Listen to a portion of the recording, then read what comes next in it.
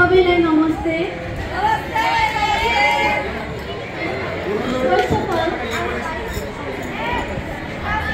First of all, I'd like to thank my juniors and my lovely teachers for this farewell, and of course my friends for making this year even more memorable. So, to enjoy our farewell, I have prepared a poem or a paragraph of my feeling. So, here it goes. School को विदाई।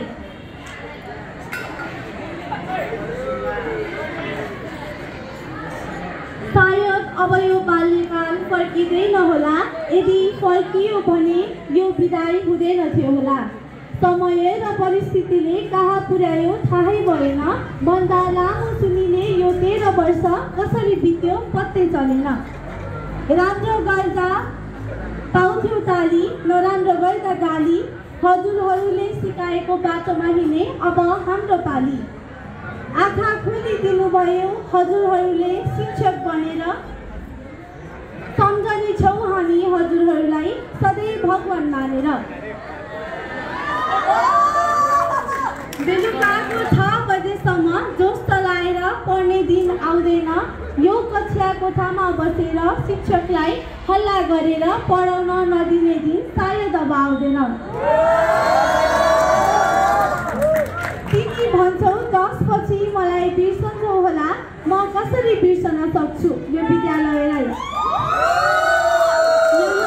कक्षा कोठालाई र रमाइलो गरेका ती पलहरूलाई। यदि बिर्सिन चाहे भने सम्झनाले मलाई याद दिलाउनेछ, म कसरी बिर्सिन सक्छु कराउँदा पनि नगराए जस्तो लाग्ने उमा म्यामलाई।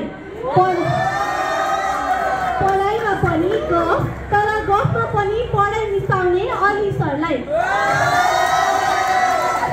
हेर्दा टुप्लो तर एआई जस्तो दिमाग भएको बोनी सरलाई। हाइटमा सानो तर एसीमा राम्रो गर्न सक्छ भनी हौसला दिने सुरेन्द्र सरलाई।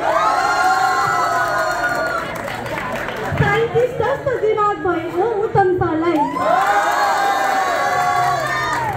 आउने बित्तिकै होमवर्क चेक गर्ने रोशनी म्यामलाई।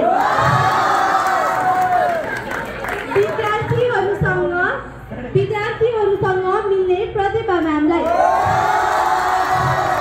म कसरी भुल्न सक्छु र पढाउँदा पढाउँदै कापीमा च्याट पास गर्न लगाउने साथीहरूलाई, एक अर्काको बेइज्जत गर्दै बिताएका ती पलहरूलाई।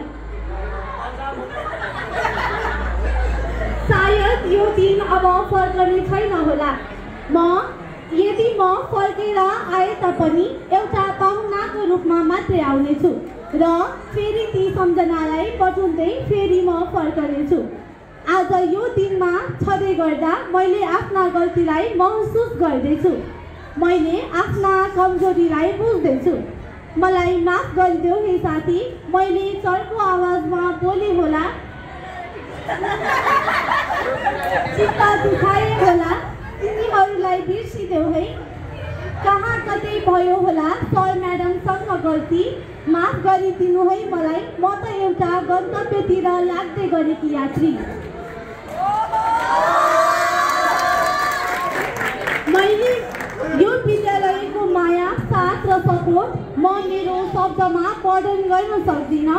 भन्न त धेरै मन थियो, तर योभन्दा बढी केही बोल्न सक्दिनँ। धन्यवाद।